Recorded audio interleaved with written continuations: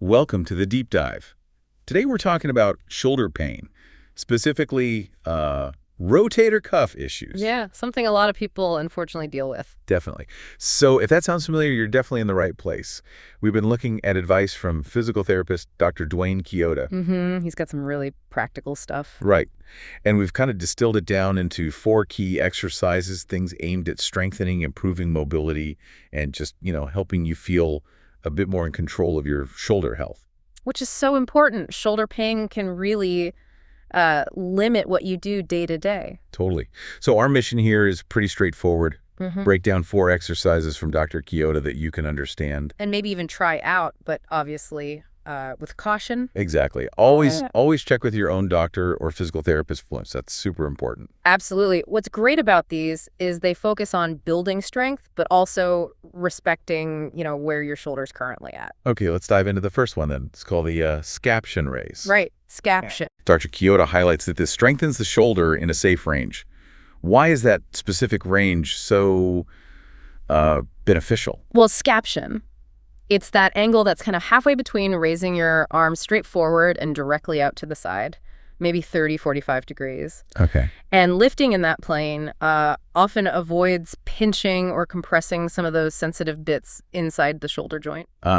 Makes sense. So it's less likely to aggravate things. Exactly. While still getting at key muscles like the supraspinatus, one of the main rotator cuff muscles. Got it. So how do we actually do it? Okay, so you'll want some light dumbbells, probably pretty light to start. Right. Hold one in each hand, palms facing your body or slightly inward. Then you raise your arms up diagonally, kind of like making a wide V shape. To about shoulder height. Yeah, about shoulder height. Not straight ahead, not right out to the sides, but in that diagonal scaption plane. And then lower back down slowly. Yes.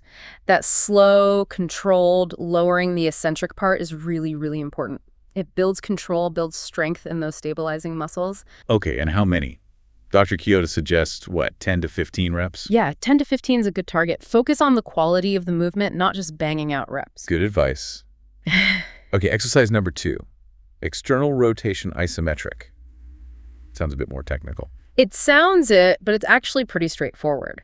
This one's about building strength and stability without a lot of joint movement. How does it work, an isometric contraction? Exactly. You're creating force, tensing the muscle, but the joint angle doesn't change. So you stand next to a wall or maybe a door frame. Okay. Bend your elbow to 90 degrees, keeping it tucked close to your side. The back of your hand or wrist area is against the wall. Right. Then you gently try to push your hand outward as if you were rotating your shoulder out, but the wall stops you. So no actual movement happens. Correct. You just feel those muscles on the back of your shoulder working. Those are your external rotators, like the infraspinatus and teres minor. Yeah. Super important for stability. And you hold that push. Yeah, hold the contraction for about 5, maybe 10 seconds.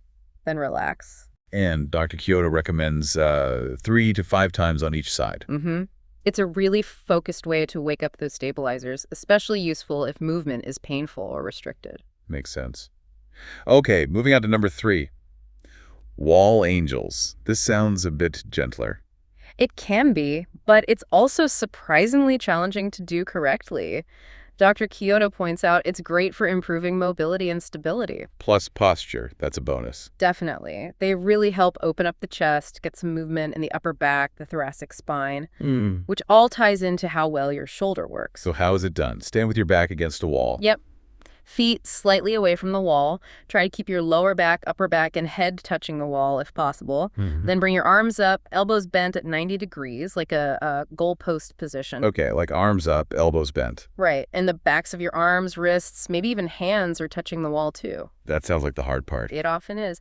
Then you slowly slide your arms up the wall, trying to keep everything in contact. Like making a snow angel, but just the arm part. Exactly, and then slide them back down. The goal is slow and controlled, maybe 10 reps. And keeping contact is key. Absolutely. It really highlights where you might be tight, maybe in your shoulders or your upper back, and encourages better movement patterns. Interesting. Okay, final one, number 4, controlled front raise. Right. This one might look familiar, but the emphasis, like the name says, is on control. Dr. Chioda says it helps bring control and stability back to the shoulder. Yeah, you're strengthening the front of the shoulder, the anterior deltoid, and other muscles, but doing it slowly and deliberately helps reinforce good mechanics, avoiding any jerky or compensatory movements. So like dumbbell again, one hand. Yep.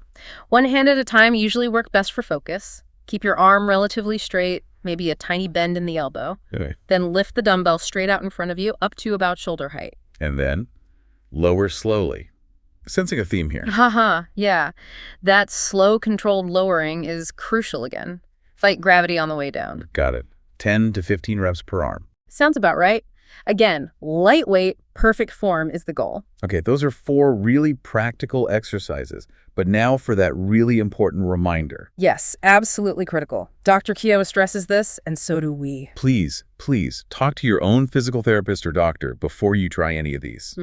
They need to make sure these specific exercises are actually safe and appropriate for your shoulder, your specific issue, your stage of recovery. Self-diagnosing or just jumping into exercises can sometimes make things worse, right? It definitely can. Personalized advice is key. Okay, so let's quickly recap. We've got the scaption raise for strengthening in that safe zone.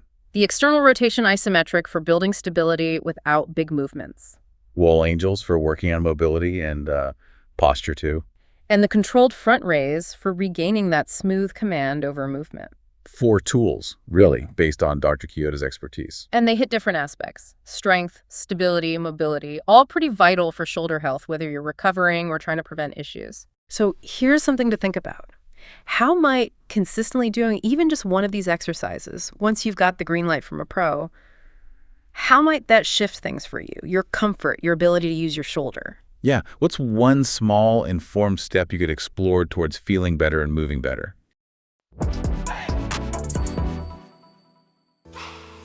Don't forget to subscribe for more rehab tips and exercises. Valley Rehab, Physical Therapy and Return to Work Center.